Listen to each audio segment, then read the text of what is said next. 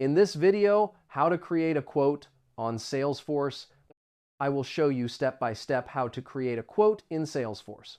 First, go to the Salesforce website in your browser.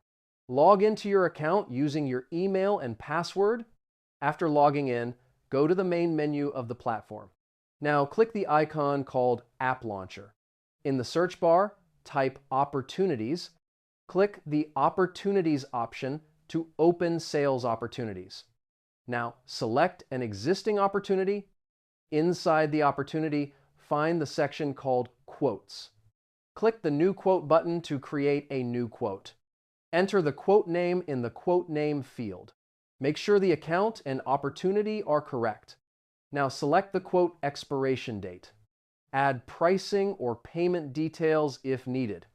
After that, click Save to save the quote. Now you can add products to the quote. Click the Add Products option. Select the products you want to include. Enter the quantity for each product. Review the pricing and quote details. After that, click Save again. The quote will be created in Salesforce. Now you can send the quote to the customer. This is how you can create a quote in Salesforce easily.